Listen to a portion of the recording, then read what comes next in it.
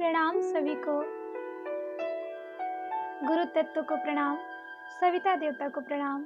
आपकी कृपा से आज हृदय का वो भाव रिकॉर्ड होने जा रहा है जिसका उद्देश्य मात्र यही है कि जब बुरे से बुरे घटना भी घट जाए और उस गुरु तत्व पे विश्वास हो तो समझना चाहिए इस बुरी घटना के पीछे एक सुंदर सा भविष्य छिपा है। जो छोटी सी पीड़ा में गुरु हमें सिखा रहा है और उस भयंकर पीड़ा को घटित होने से हमें बचा रहा है।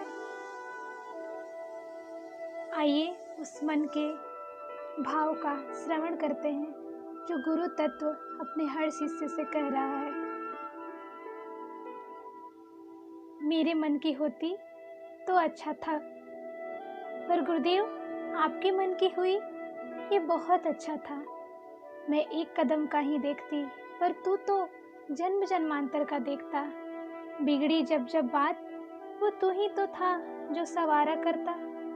मैं डरती थी, लड़खड़ाती थी, कायरता लिए मन में दबाए बैठी थी, पर एक राह मिली जो तूने ही आभास कराई।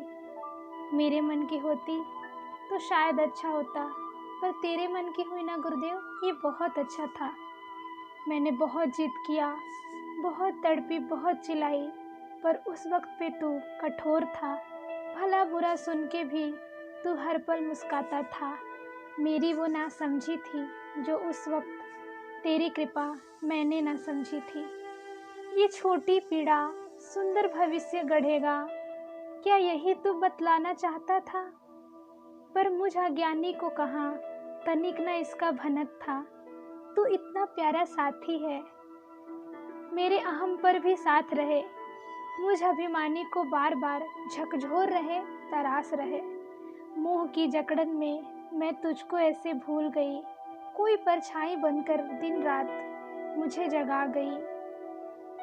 जब जब बाधाएं टल गई, जब बाधाएं टल गई, एहसास हुआ, आभास हुआ उस भयानक परिस्थिति में तूने कैसे मुझे पार कराई।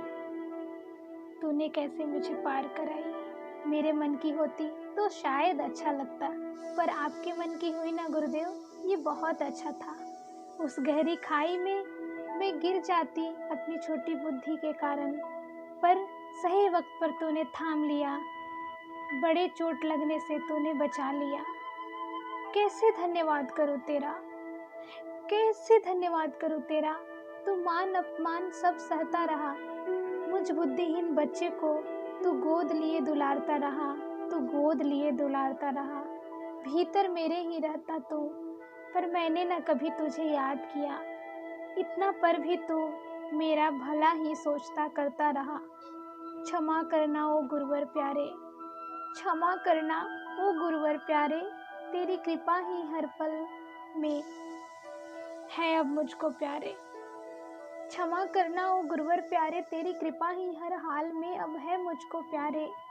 मेरी जिद पर भी तू मेरी एक न सुनना, सुन लो गुरुदेव। मेरी जिद पर भी तू अब मेरी एक न सुनना। तू अपनी बच्ची का अपने तरीके से ध्यान रखना। तू अपनी बच्ची का अपने चरणों में ध्यान बनाए रखना।